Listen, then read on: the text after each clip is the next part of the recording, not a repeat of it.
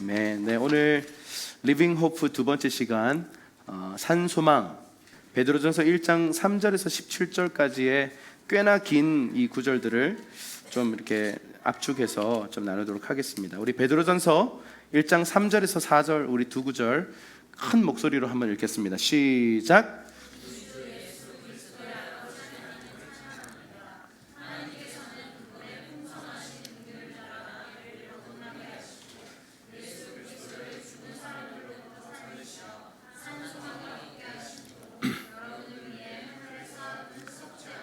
더러워지지 않고 쇠하지 않는 유업을 얻게 하셨습니다. 아멘.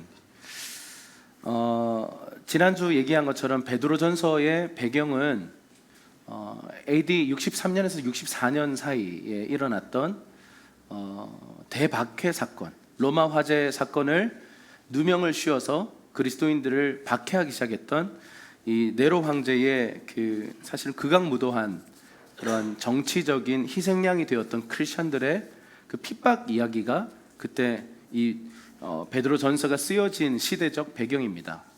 한마디로 고난 속에서 크리스천들이 어떻게 버텨낼 수 있을 것인가, 이것을 이야기하고 있는 책이 베드로전서입니다. 그래서 오늘날 현대를 살아가는, 세상 속의 빛과 소금으로 살아가는 저와 여러분들이 이 베드로전서를 읽을 때, 특별히 직장생활 하는 분들, 혹은 믿지 않는 가정 속에서 힘겨워하는 분들, 많은 영적 싸움 때문에 지쳐있는 분들에게 복음의 메시지입니다.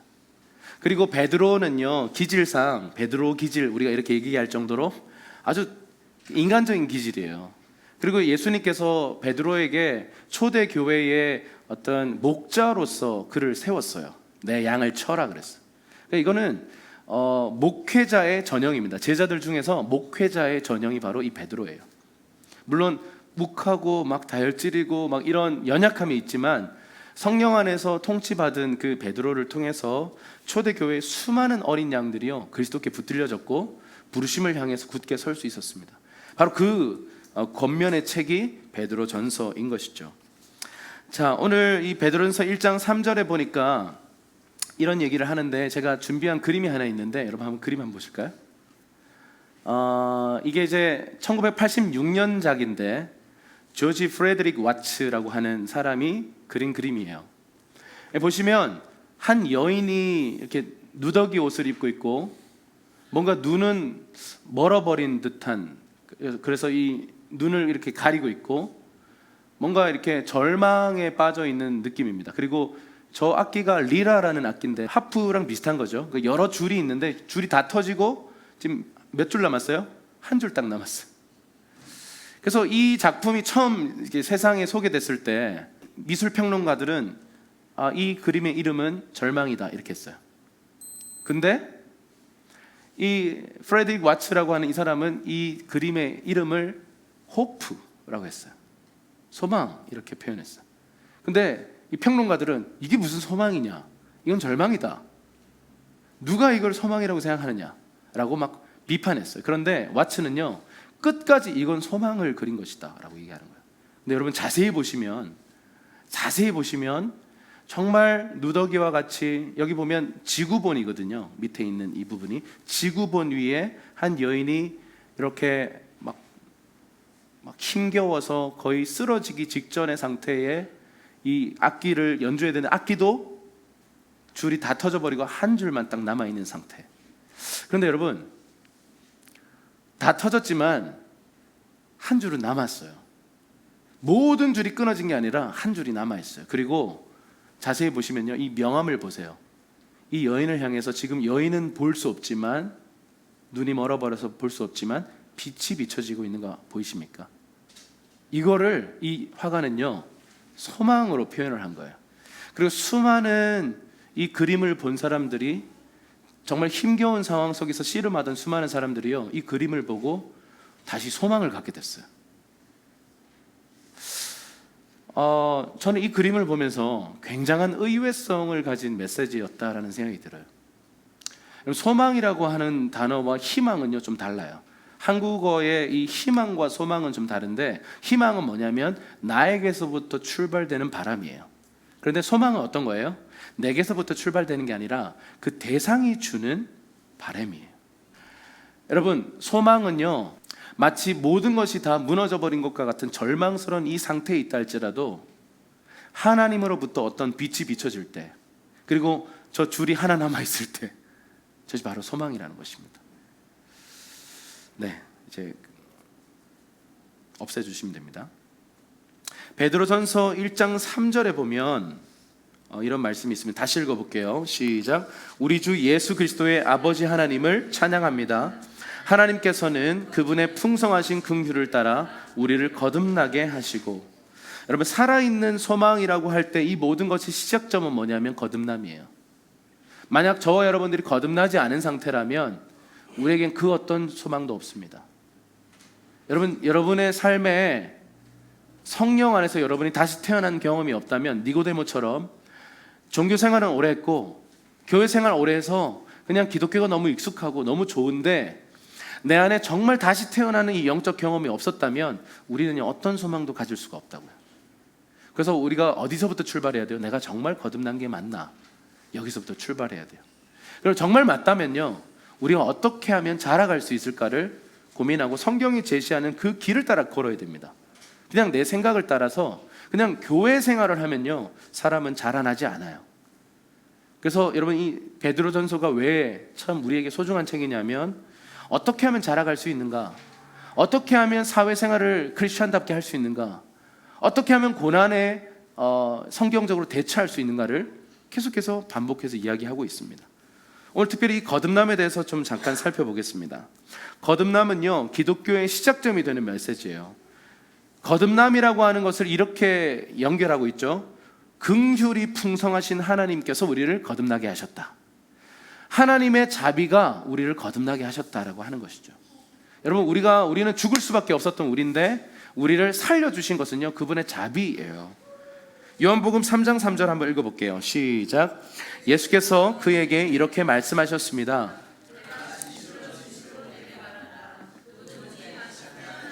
하나님 나라를 볼 수 없다. 니고데모에게 예수님께서 이렇게 말씀하셨어요. 너 아무리 성경 지식 많고 아무리 오랫동안 교회를 다녔어도 너는 하나님 나라를 볼 수 없을 것이야. 왜냐하면 거듭나지 못했으니까. 거듭나야 하나님의 나라를 인식할 수 있다, 이렇게 얘기합니다.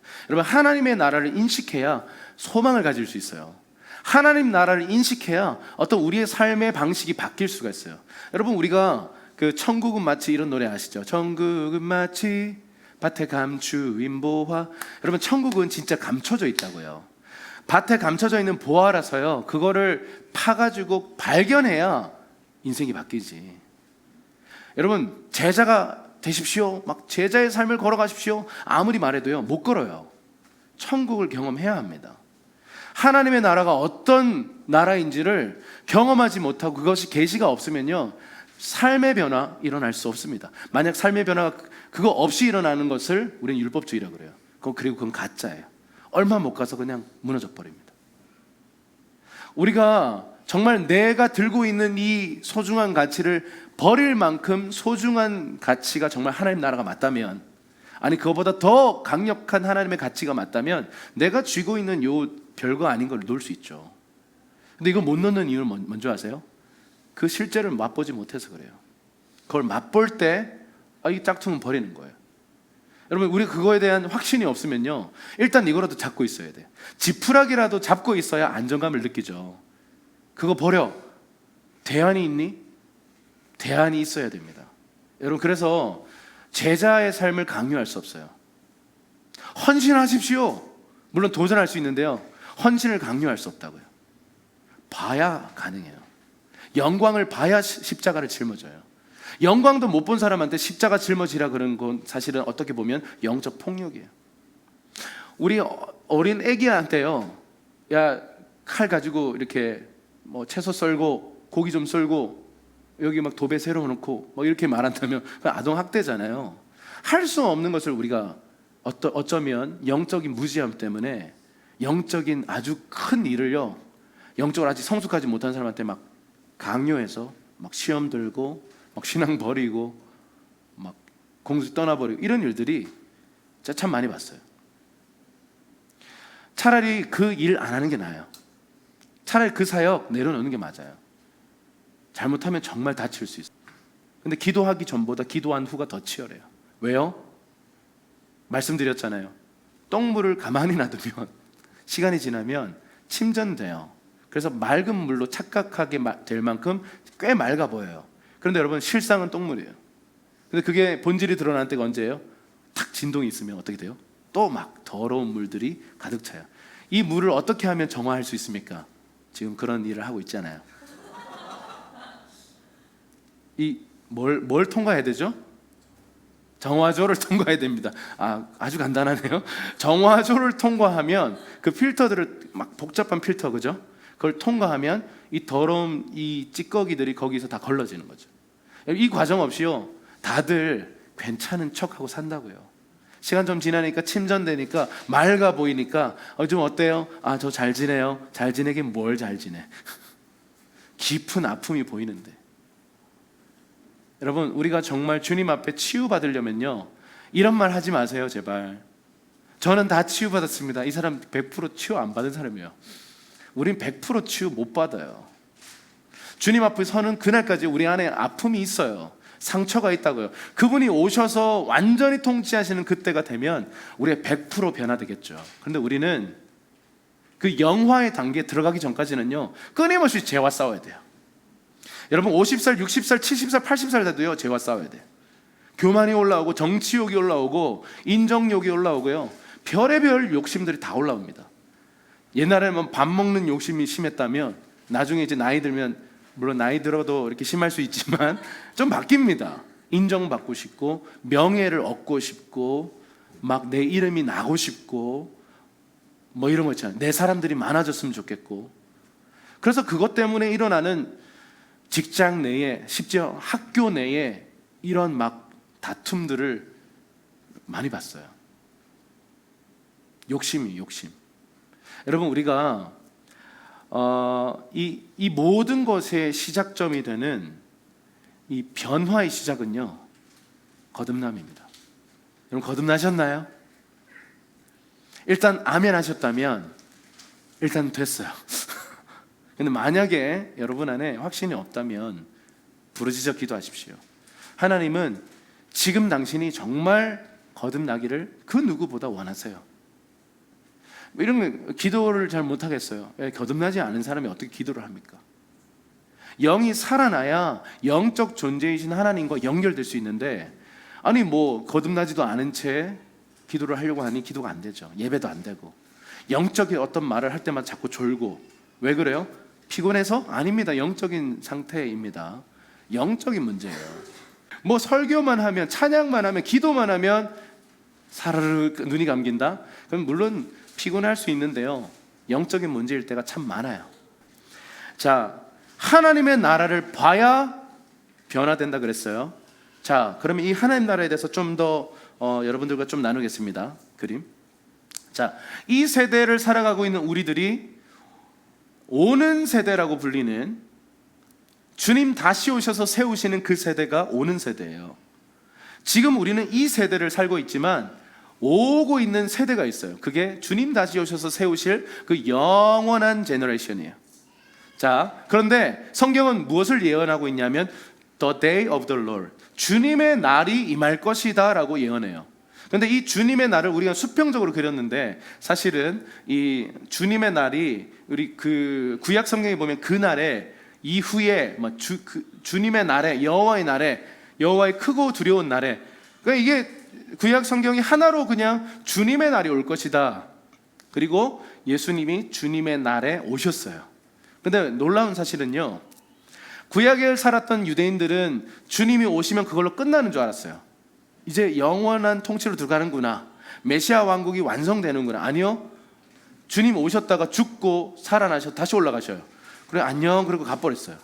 그리고 나서 우리를 버려둔 것처럼 보였어요. 근데 사실 버려둔 게 아니라, 우리를 고아와 같이 버려둔 게 아니라 성령을 보내셔서 우리를 오는 세대를 준비하게끔 우리를 그 낀 세대 속에 우리를 넣어 놓으셨어요. 그래서 우리는요, 다음 그림, 어느 날 이 세대를 살다가 십자가 복음을 경험했어요. 여러분들이 그 십자가의 보혈 때문에 크리스천이 됐어요. 거듭났어요. 그래서 많은 사람들이 이렇게 생각합니다. 이 세대를 쭉 살다가 그 끝에 종말이 오면 천국 간다. 이게 복음일까요? 저는 이게 복음인 줄 알았어요. 저는 이렇게 배웠어요. 죽어서 가는 나라 천국. 이거 복음 아니에요. 이거 기독교 아닙니다. 이게 극락의 세계 가는 불교에 더 가깝고요. 좀 저기 힌두이즘 혹은 그리스 철학과 비슷해요. 그래서 로마 신화 보면요, 다 이런 내용들이에요. 그냥 이 더러운 세상을 버리고 저 극락의 세계, 저 이데아의 세계, 저 천국과 파라다이스로 내가 간다. 성경 어디에도 그런 표현은 없습니다. 하나님 나라는요, 지금 이곳에 임한 나라이고 장차 이 땅 위에 완전히 내려와서요 완성될 나라예요. 여러분, 하나님 나라는요 우리가 가는 나라 아니고 하나님의 나라가 우리 위에 와버려요. 이게 새하늘 새 땅에 대한 비전 아니겠습니까? 이게 신천지가 이게 이름은 참 좋은 걸 갖다 썼어요. 신천신지, 새하늘 새 땅이라는 뜻입니다. 그러니까 하나님의 나라가 실제적으로 이 땅 위에 오신다라고 하는 이 관점입니다. 그래서 여러분, 이 세대를 살다가 십자가 복음 받아들이고 아직 변화는 됐는데 그냥 똑같이 이 세대 사람들처럼 살다가 죽어서 천국 간다 이렇게 생각하니까 삶이 변하지 않는 거예요. 하나님의 나라가 뭔지 모르는 거예요. 하나님의 나라의 복음에 대해서 여러분 그동안 얼마나 제대로 들어보셨어요? 여러분, 예수님의 중심 사상이 뭐라고요? 사랑? 용서? 소망? 아니에요. 예수님이 이 땅에 오셔서 가장 많이 외치시고 보여주시고 가르치셨던 주제는 딱 하나예요. 하나님의 나라예요. 하나님의 나라가 왔다라는 거예요. 이걸 보여주시려고 예수님이 오신 겁니다. 그리고 그분의 티칭, 그분이 가르쳤던 비유를 다 보세요. 다 하나님의 나라에 대한 이야기들이에요. 그럼 예수님을 우리가 사랑한다면, 예수님을 따라간다면, 예수님이 우리에게 정말 일관성 있게 한 가지 주제를 가르쳤어요. 그건 뭐냐면 하나님 나라예요. 그럼 하나님 나라를 알아야 돼요. 이걸 모르니까 우리의 삶의 방향이 없어요. 내 방식대로 여전히 살고 있어요. 여전히 하나님 나라가 내 인생을 책임지신다는 것을 믿지를 못하니까 내가 나라를 책임지려고 하는 겁니다. 여러분, 이 하나님의 나라가 우리에게 계시적으로 열릴 필요가 있습니다. 자, 다음 그림. 이 그림이 아니라 이 그림인 거예요. 이 세대를 이렇게 살아가다가 십자가를 믿을 때 우리 가운데 어떤 일이 벌어집니까?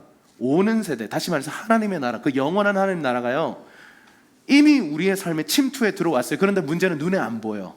그런데 주님 다시 오시는 저 재림의 때에, 심판이 임하는 그 재림의 때는요 눈에 보이게 하나님 나라가 온다고요. 자, 여러분, 이 사실을 아세요? 주님 다시 오실 때는 하나님 나라의 하늘 정부가 이 땅 위에 가시적으로 나타난다고요. 많은 사람들이 이게 무슨 소설처럼 생각해. 많은 사람들이요 이 하나님의 나라를 그냥 뜬금없는 그냥 개념의 하나라고 생각해요. 아닙니다. 주님 다시 오시면 예수님이 이 땅에 눈에 보이는 모습으로 우리 가운데 오셔서요 그분의 통치를요 그냥 뭐 영적 통치가 아니라 실제적 통치로 나타내세요. 예수님 오셔서 사탄의 세력과 실제 전쟁을 하는 거예요. 영적 전쟁이 아니라 실제 전쟁을 한다고요. 성경은 그런 것들을 예언하고 있다고요. 우리가 주님과 얼굴을 맞대는 그날을 우리는 맞이하게 될 거예요. 그게 주님 다시 오시는 그날이에요. 나팔 소리 들리고 막 우리 이름 부르고 우리를 택하셨고 부르신 그 주님의 부르심 앞에 우리가 서게 되는 그날이 온다고요. 심판도요 그냥 뭐 뜬금없는 게 아니고요 아주 실제적인 거예요. 백보자 앞에 서가지고요 우리 각 사람이 행한 대로 갚아주시는 거예요. 근데 문제는 보이는 하나님의 나라가 임하는 때는 온 세계가 떨게 될 거예요. 그런데 문제는 지금 보이지 않는 채로 와 있다는 거예요. 어디에? 우리 심령 안에. 증거가 뭐예요? 말씀과 성령. 성령이 내 안에 계세요. 믿으십니까? 그래서 여러분이 예수가 믿어지는 겁니다. 그래서 성경은 이렇게 얘기해요. 성령이 뭐냐? 당신이 구원받았다는 것의 보증이다. 당신 안에 성령이 계시다면 당신 구원받은 것에 대한 보증수표로 성령이 와 계시는 거다. 그리고 또 하나, 말씀이 깨달아지는 게 뭔지 아세요? 그게 하나님 나라예요. 하나님의 나라가 임한다는 게 뭐죠? 지금 이 시간 하나님의 말씀이요 그냥 정보로 막 들려지고 그냥 지나가는 이렇게 빠져나가는 게 아니고요 정말 그러하구나, 오늘 이런 거죠. 오늘 애지자매가 이런 나눔을 했어요.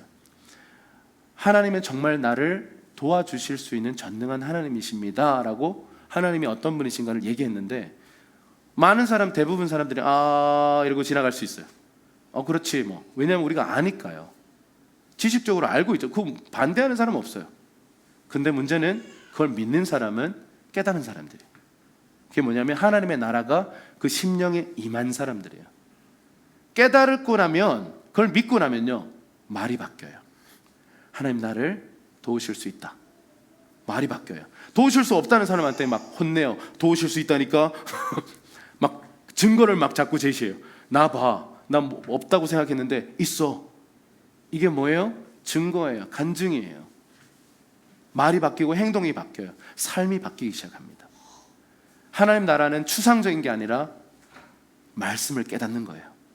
말씀을 깨달을 때 변화는 시작되는 것입니다. 자, 그래서 여러분, 거듭남을 통해서 하나님의 나라를 인식해요. 하나님 나라를 인식해야, 그걸 깨달아야 우리의 삶이 바뀌기 시작하는 겁니다. 자, 이 거듭남에 대해서 두 가지 결과를 베드로는 이야기합니다. 자, 첫 번째, 베드로전서 1장 3절 한번 읽어볼게요. 시작. 예수 그리스도를 산소망을 얻게 하심으로. 한번 따라할까요? 산소망. 네, 이 산소망이 뭘까요, 도대체? 이 산소망에 대해서 얘기할 때 지금 어떤 것과 연결하냐면요, 죽은 사람들로부터 살리시어, 이렇게 말하고 있어요. 이 산소망은 부활과 관련되어 있습니다. 여러분, 그냥 소망도 아니고 living hope예요. 살아있는 소망을 말합니다. 도대체 이 살아있는 소망이 뭘까요? 첫 번째는요, 확실한 소망이라 이 말입니다.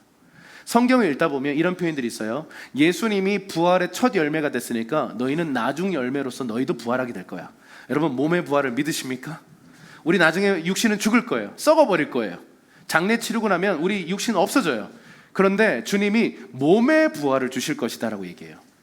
주님 다시 오시면요, 죽어있던 사람들 다 일어나고, 산채로 주님을 만났으면 그대로 일어나서요, 우리에게 부활체라고 해서 부활의 몸을 주세요.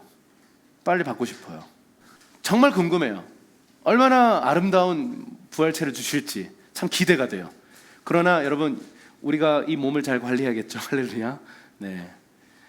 이 산소망이라고 하는 첫 번째 뜻은요, 가장 확실한 소망이란 뜻이에요. 예수님이 무덤을 이기시고 죽음을 이기시고 부활하신 것처럼 너희도 부활할 거야.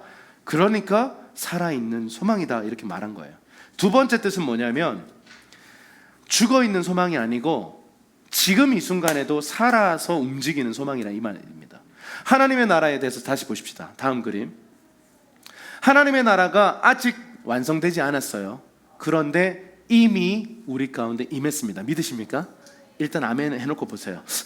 하나님의 나라가 주님 다시 오셔야 완성돼요. 그런데 십자가는 뭐냐면, 이미 우리 가운데 보이지 않지만 영적으로 말씀으로 우리 안에 오셔서 이미 하나님의 나라가 진행되고 있다는 말이에요. 하나님의 나라를 어떻게 알죠? 증거해 보세요. 우리입니다.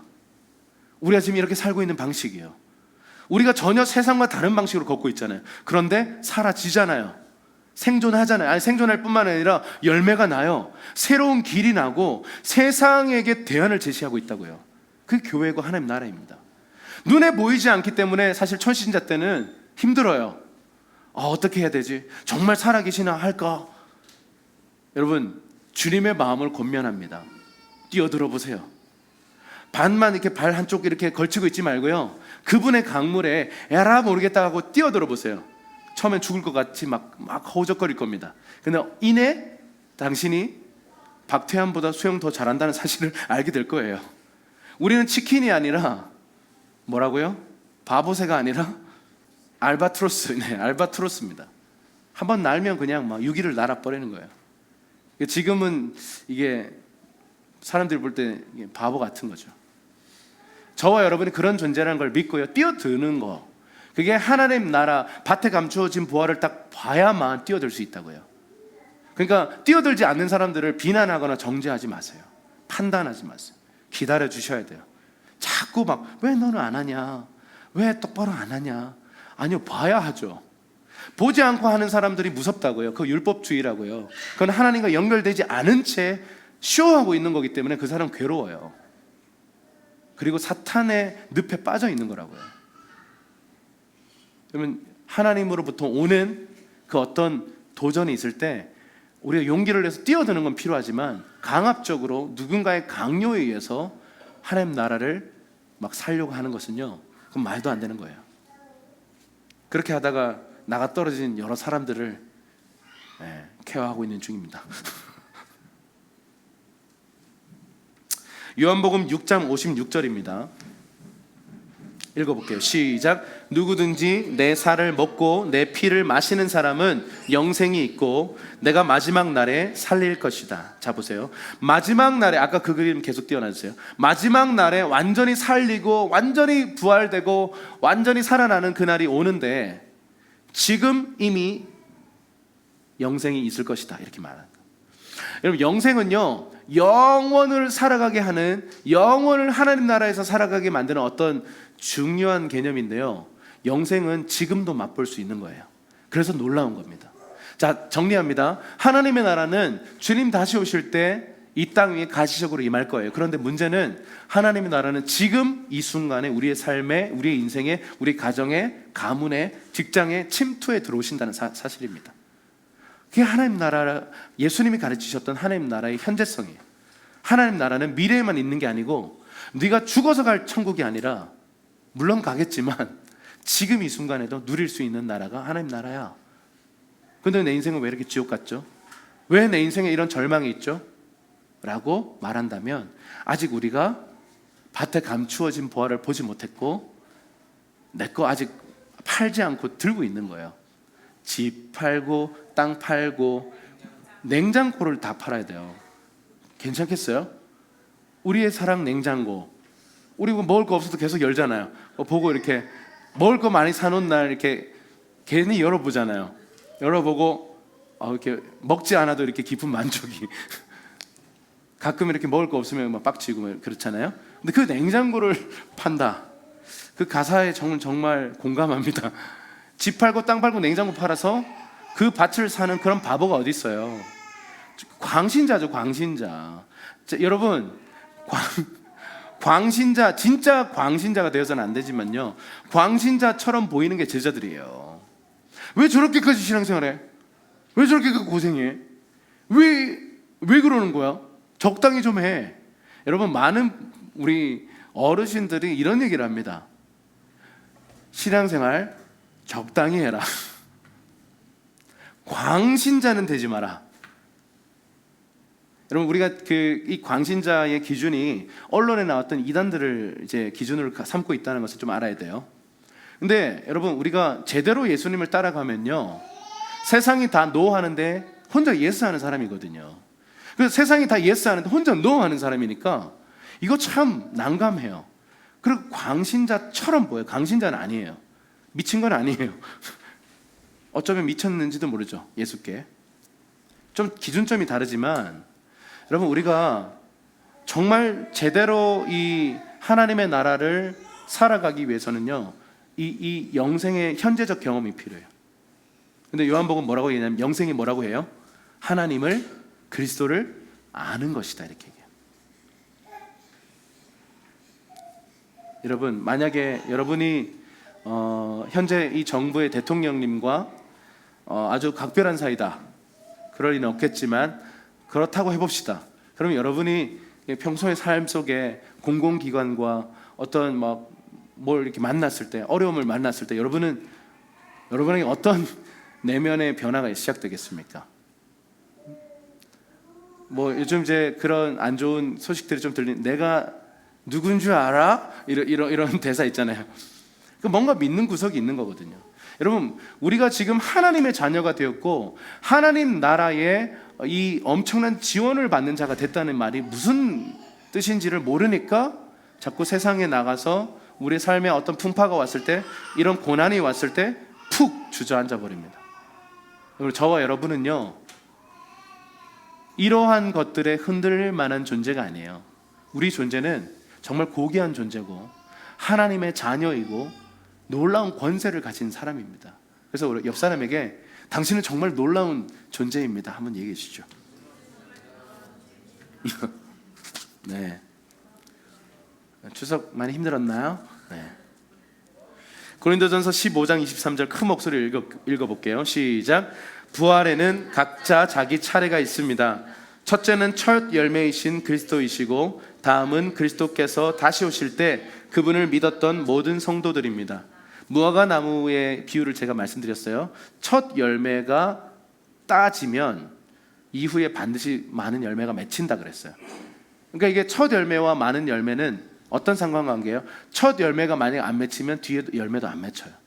그래서 예수님이 무화과 나무의 시즌이 아닌데 저주한 사건 있잖아요. 왜 저주했어요? 첫 열매가 없어요. 그게 이스라엘 상징했어요. 열매가 없는 거예요. 그러니까 이후에도 열매가 맺히지 못하니까 너는 목적을 상실한 존재야. 그래서 저주하신 거거든요. 여러분, 예수님이 첫 열매로서 죽으시고 부활하셨습니다. 그러면 저와 여러분도 죽어야 하고 부활하게 될 것입니다. 고난, 예수님이 고난 당하셨어요. 그러면 우리도 첫 열매이신 그분이 고난 당했다면 우리도 반드시 고난 당해야 합니다. 이게 베드로전서의 외침이에요. 내 삶 속에 왜 고난이 있는가? 하나님 나한테 왜 이러세요? 아니요. 여러분, 기독교를 모르셔서 그래요. 크리스찬이 뭔지를 몰라서 그런 질문을 하는 겁니다. 고난을 통과하는 게 크리스찬이에요.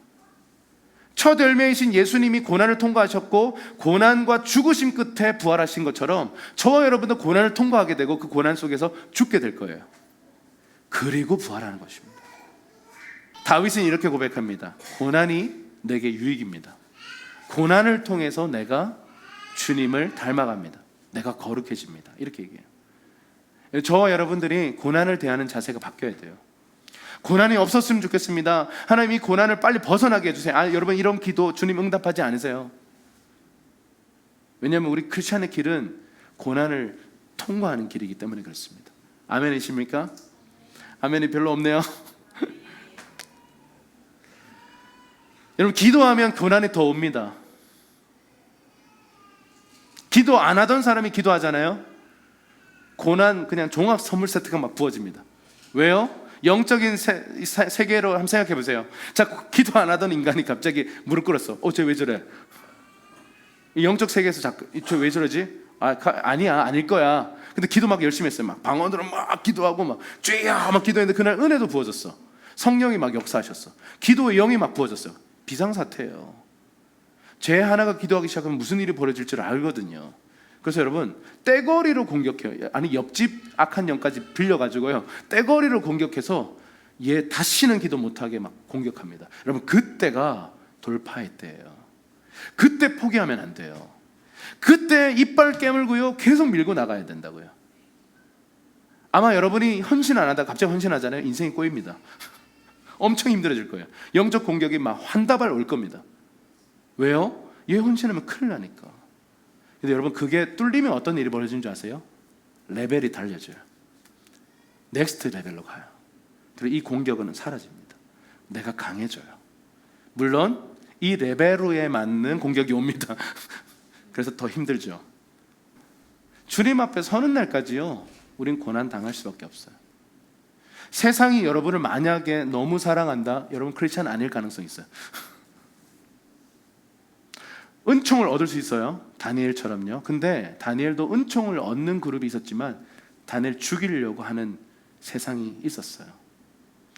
크리스찬이 됐다는 말은요, 기본적으로 세상에게 핍박받는 존재가 됐다는 말이에요.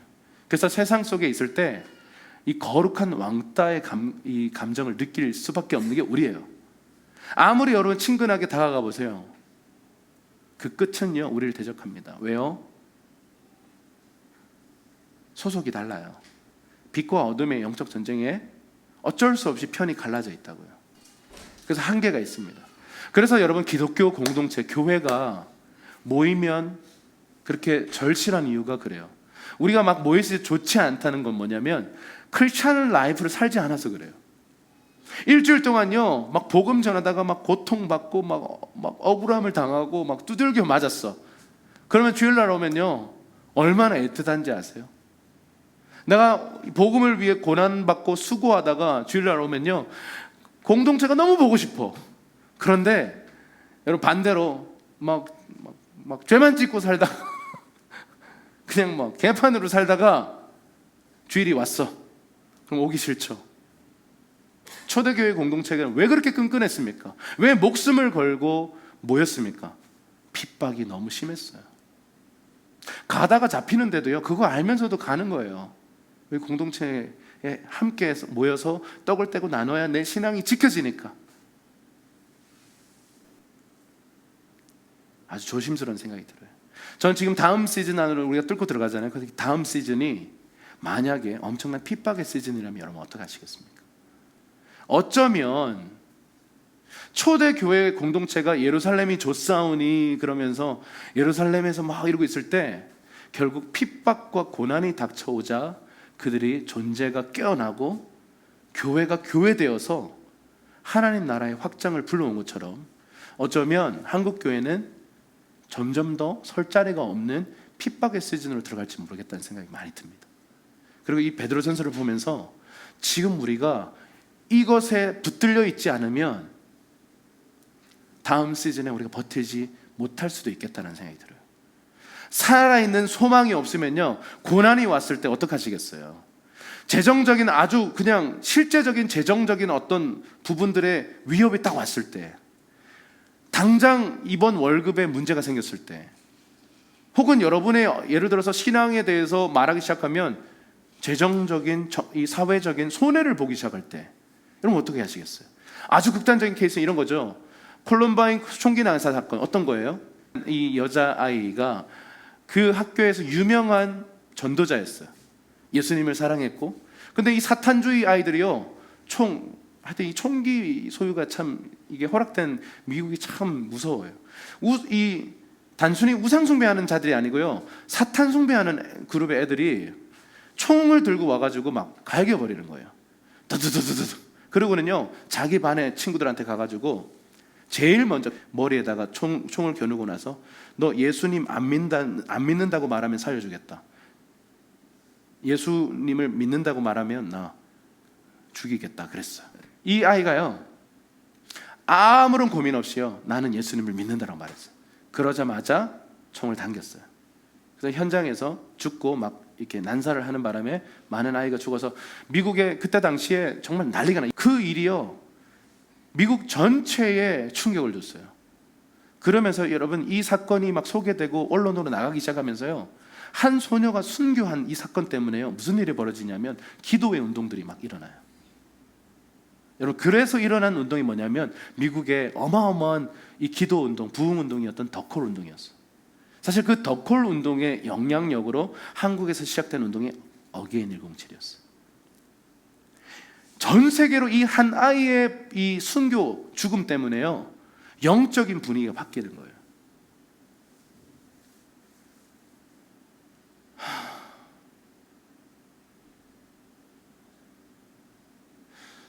아까 전에 두란노 경배와 찬양 얘기를 했는데, 그 하스테반 선교사님은 종종 이런 상상을 한답니다. 만약에 신앙 때문에 누군가가 나를 죽이려고 할 때 내가 물고문을 참아낼 수 있을까? 그래서요, 이건 조금 어쩌면 좀 과한 거 아닌가 이렇게 생각할지 모르지만 그 마음에, 그분의 태도에 저는 정말 존경스럽습니다.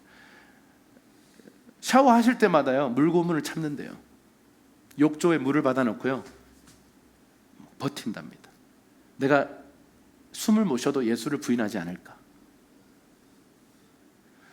우리 한국에도 엄청난 핍박과 순교들이 많이 일어났는데요, 일제시대 때 신사참배가 강요됐어요.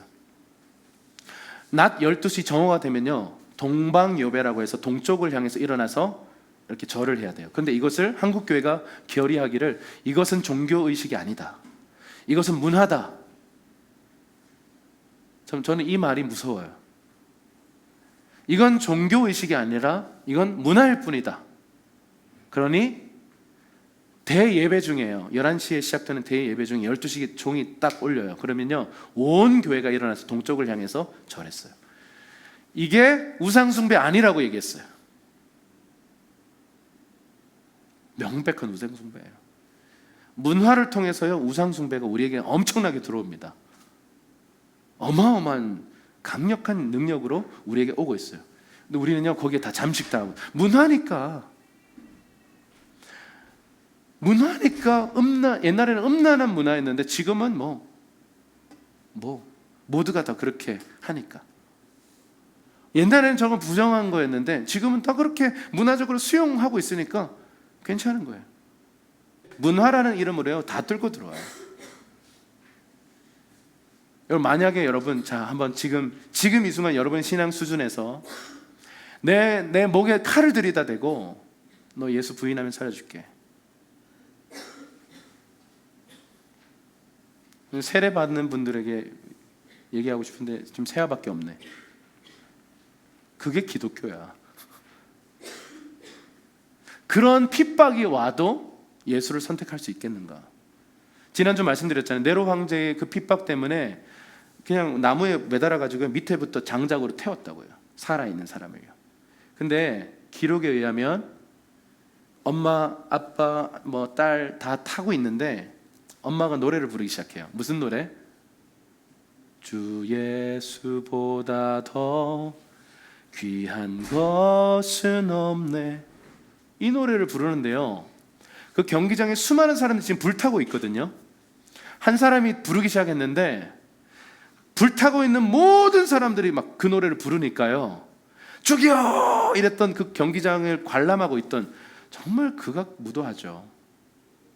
죽음을 구경하고 있던 사람들이요 갑자기 쥐죽은 듯이 조용해지더니 그들의 그 영광스러운 죽음 앞에요 아무 말 못하는 거예요. 이게 기독교예요. 예수 그리스도에 대한 분명한 산소망이 있으면 지금 잠깐의 이 죽음의 고통, 나를 압박하는 이 두려움, 정말 내가 이걸 견딜 수 있을까 하는 이 걱정, 이건 잠시 잠깐이에요. 요거 지나고 나면 영원한 그분의 생명이 우리를 기다리고 있다고요. 이것에 대한 정말 확신이 있으면 이거 참을 수 있어요. 잠시 잠깐의 고통이에요. 여러분 눈앞에 있는 고통, 여러분이 좌절케 되는 어떤 나를 낙담시키는 그 일요 생각해 보세요. 영원에 잇대어서 생각해 보세요. 아무것도 아니에요. 작은 일이에요. 우리 지금 우리 목 앞에 칼 들이다 대고 예수 비난하고 하고 있지 않잖아요. 그냥 내 삶에 있는 작은 손해, 그냥 내가 그냥 빡치는 일 하나, 내가 그냥 스트레스 받는 그 일들이잖아요. 영원에 잇대어서 생각해 보세요. 아무것도 아니에요. 베드로전서 1장 4절입니다. 한번 읽어보겠습니다. 시작. 여러분을 위해 하늘에 쌓아둔 썩지 않고 더러워지지 않고 쇠하지 않는 유업을 얻게 하셨습니다. 자, 거듭남의 두 가지 결과가, 첫 번째가 산 소망을 주신다라는 것이고요, 두 번째는 뭐냐면 유업을 얻게 하셨다라는 거예요. 자, 구약의 이스라엘이 유업으로 가나안 땅을 얻는 것을 생각해 보세요. 같은 의미예요. 우리에게 약속된 유업은요 노력으로 얻는 게 아니라 아버지께로부터 그냥 선물로 받는 거예요. 이게 유업입니다. 여러분, 아버지가 만약에 백만장자라면요, 그랬으면 좋겠지만 할렐루야, 그냥 그걸요 노력해서 막 아버지한테 구걸해서 얻는 게 아니라 그냥 선물로 얻는 거예요. 그냥 유업이에요. 그게 헤리티지, 유산이에요. 유산. 그 유업을 얻게 하셨다라고 하는데요, 이것을 다른 표현으로 보면 성경에 많은 다른 표현이 있는데, 약속의 땅, 하나님 자신, 영생, 땅, 하나님 나라, 그리스도와 함께하는 영광, 성령으로 인치심, 상급, 구원, 영원, 복, 거룩한 성, 새 예루살렘 등으로 다양하게 표현돼요. 그러니까 이거를 얻게 하신 거예요. 거듭남 때문에 우리에게 주어진 결과입니다. 히브리서 12장 28절 읽어볼게요. 시작. 그러므로 우리가 흔들리지 않는 나라를 받았은즉 은혜를 받자. 이로 말미암아 경건함과 두려움으로 하나님을 기쁘시게 섬길지니. 여러분, 흔들리지 않는 나라를 받았어요. 그러니까 더 이상 필요한 게 뭐가 있겠습니까? 우리는 이미 거듭났을 때 하나님 나라라고 하는 유업을 얻었고요, 하나님 나라라고 하는 살아있는 소망, 죽으시고 부활하신 그리스도의 첫 열매 되심 때문에 우리는 살아있는 소망을 소유한 자들이에요. 내 눈앞에 있는 문제, 염려, 배고픔, 답이 없는 내 미래, 여러분 이것을 두려워할 필요가 없어요. 이건 아주 작은 일이에요. 잠깐의 고난입니다. 영원한 승리가 우리 앞에 있어요. 베드로전서 1장 5절에서 7절입니다. 우리 쭉 읽어보겠습니다. 시작. 여러분은 마지막 때에 나타내려고 예비하신 구원을 얻기 위해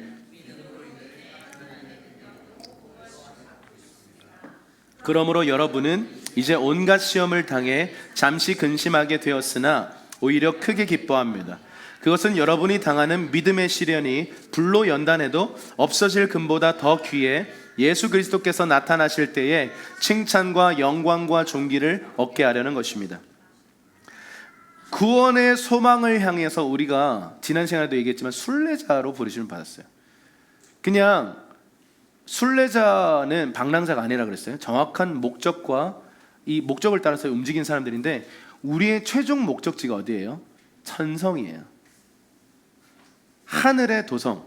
다시 말해서 장차 임하게 될, 예수님 다시 오실 때 장차 임하게 될 그 새 예루살렘, 그게 천성이죠.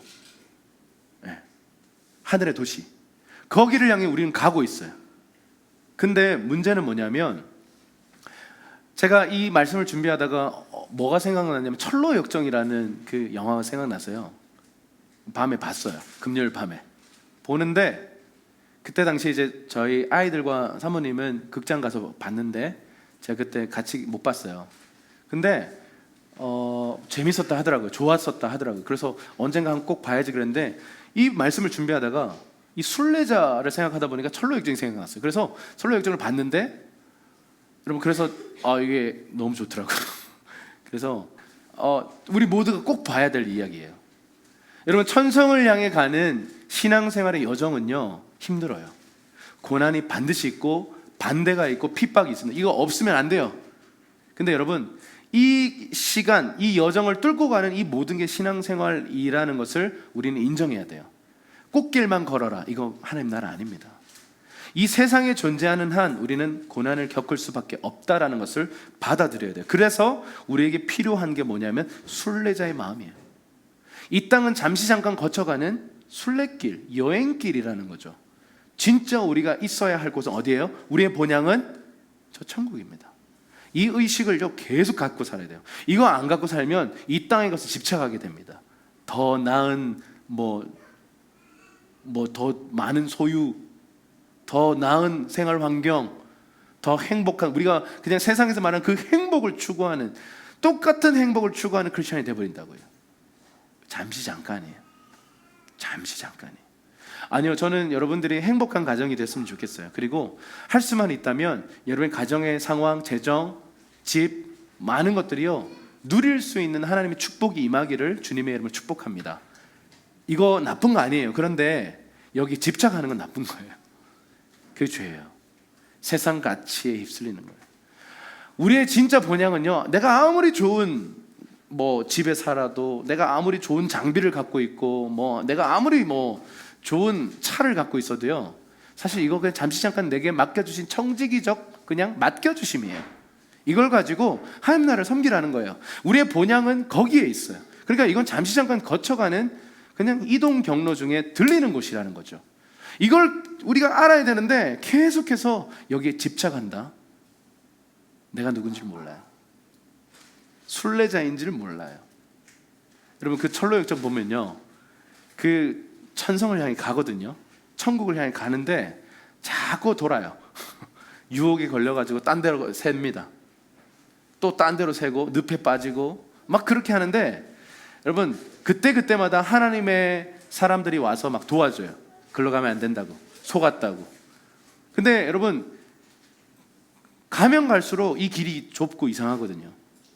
일로 가면 죽을 것 같거든요. 생명의 길이 원래 그래요. 생명의 길은 진짜 협착해요. 죽을 것 같아. 그 죽으심 이후의 너머에 부활이 있습니다. 그래서 저와 여러분들이 걷는 이 신앙생활의 길은요, 제가 그냥 진리를 말씀드릴게요. 생각보다 힘들어요. 여러분, 상상했던 것보다 힘들어요. 우리가 겪게 될 환난은요, 그냥 잘해보자, 화이팅, 그런 수준이 아니에요. 내가 감당할 수 없을 것 같은 그런 환난이 온다고요. 그때 우리는 어떻게 해야 될 것인가? 이 살아있는 소망 붙들고 있지 않으면 우리 감당 못합니다. 다 배교해 버릴 겁니다.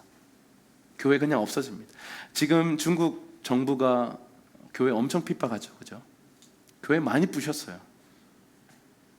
교회를 또 짓게 할 때는 또 언제고 지금 또 막 부셔요. 돈보기로 막 부십니다. 그리고 멀쩡한 한인 교회들도 막 힘들게 해요. 예배 중단, 뭐 몇 주 예배 금지 막 이렇게 해요. 지금 선교사님들 거의 다 추방당했어요. 이렇게까지 심하게 한 건 저는 이제 지난 십몇 년 동안 중국 선교를 계속 이렇게 단기 선교 했다 보니까 관심을 갖고 보는데 처음이에요. 이렇게까지 하는 거는. 근데요, 중국 기독교가 제가 그 시아먼에 갔을 때요, 하문이라고 하죠. 거기 갔을 때 제가 막 설교를 하고 막 강의를 했는데 거기 앉아 계셨던 담임 목사님이 신구약을 통째로 암기하고 계세요. 그래서 제가 누구한테 지금 설교한 거야? 이러면서 이렇게 막 나중에 알고 경악을 금치 못했는데 어쨌든 겸손하신 그분이 이런 얘기를 하시더라고요. 지금 중국 가정교회도 위기라고. 다음 세대들이 거품만 장등 껴가지고 신앙생활 똑바로 안 한다는 거예요. 신구약을 암기하는 분이라니까요. 그리고 그분들의 영광이 먼저서 교도소 한번 갔다, 그러니까 예수 복음 때문에 이렇게 감옥살이 한 2번 정도는 기본적으로 해야 된다 이렇게 생각하시는 분들이에요. 그러니까 그런 분들 앞에 가가지고 우리가 예배 컨퍼런스를 한 거예요. 그러니까 우리가 무슨 짓을 한 거지 이런 생각을 한 거죠. 근데 이제 그분들이 걱정하기를 우리 다음 세대들도 똑바로 신앙생활 안 한다는 거예요. 저는 어쩌면 지금 중국에 불어닥친 이 환란이요, 중국 교회를 일으키는 하나님의 파도인 줄 믿습니다. 제가 그렇게 믿어요. 환란이 오고 핍박이 오면요, 기독교는 더 순결해집니다. 진짜는 더 빛나게 돼 있어요. 가짜들은 떨어져 나가겠죠. 저는 한국 교회에 앞으로 불어닥칠 바람이 이와 같을 거라고 저는 생각해요.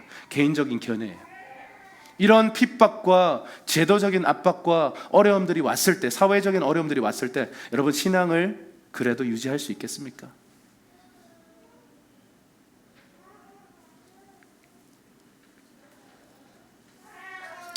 로마서 8장 17절에서 18절 우리 큰 목소리를 읽어보겠습니다. 시작. 우리가 자녀이면 또한 상속자입니다. 우리가 그리스도와 함께 영광을 받기 위해 그분과 더불어 고난을 받으면 우리는 하나님의 상속자여 그리스도와 함께 상속자가 됩니다. 현재의 고난은 앞으로 우리에게 나타날 영광과 좋게 비교할 수 없다고 생각합니다. 사도 바울도 이런 얘기를 똑같이 하잖아요. 당신은 자녀입니다. 당신은 상속자입니다. 그래서 상속도 받지만 고난도 받습니다. 그 얘기를 하는 거예요. 자, 그래서 이제 말씀을 마무리하면서 순례자가 가져야 할 3가지의 태도를 좀 정리해 볼게요.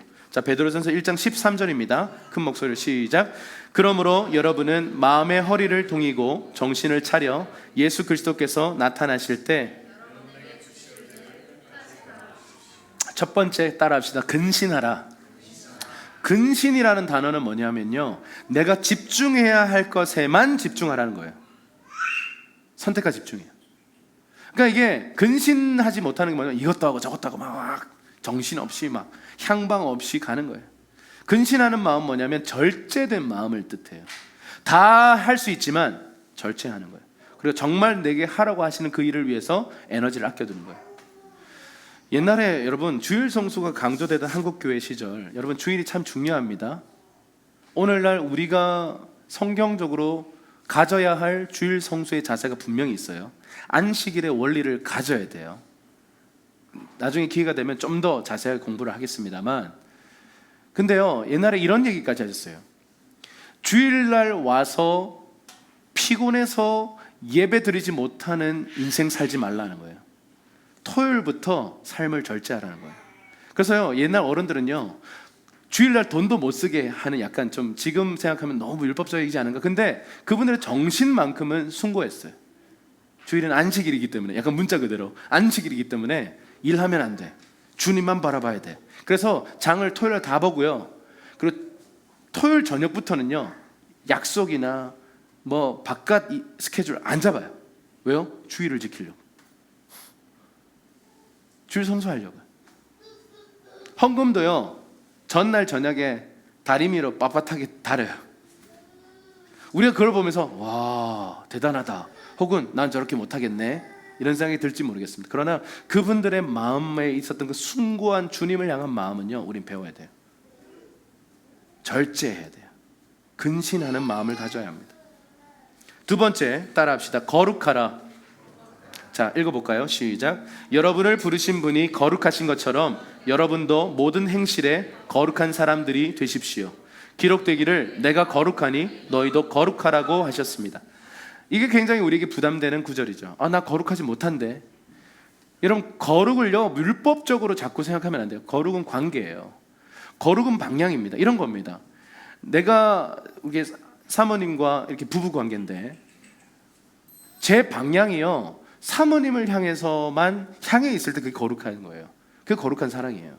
근데 만약에 그 사랑이 다른 사람에게 향하기 시작하면 그건 거룩한 사랑이 아니라 잘못된 사랑이죠. 돈도 마찬가지예요. 여기 여러분 이제 헌금 봉투에 담아서 헌금을 하셨는데, 여러분 지갑이 이렇게 두 군데로 나눠지잖아요. 왜 그런지 아세요? 거룩하게 구별해서 떼놓으라고. 이게 제 해석입니다.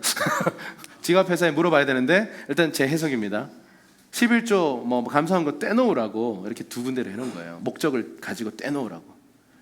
여러분, 제가 지금 예를 들어서 우리 휴대 형제 이제 요즘 고생도 많고 이래서 치킨을 사주기 위해서, 할렐루야, 제 여기 돈이 좀 많거든요. 할렐루야. 여기서 딱 빼가지고 아이고 돈을 딱 뺐어요. 단무지 값이에요. 네. 이걸 빼서 좀 이제 끝나고 치킨을 사주고자 제가 이 돈을 빼서 딱 놔뒀어요. 그러면 이 돈은 휴대 형제를 향해서 거룩한 돈이에요. 거룩은 방향성이에요. 거룩은 관계예요. 거룩은 모양이나 말투나 할렐루야 이런 거 아니고요.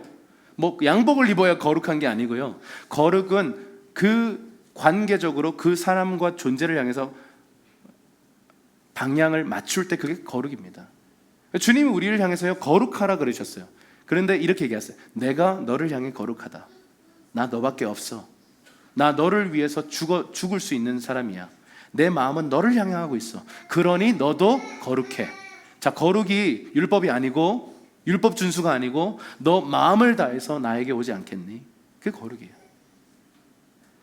내가 거룩하니 너희도 거룩하라. 순례자가 가져야 될 두 번째 자세가 바로 거룩함입니다.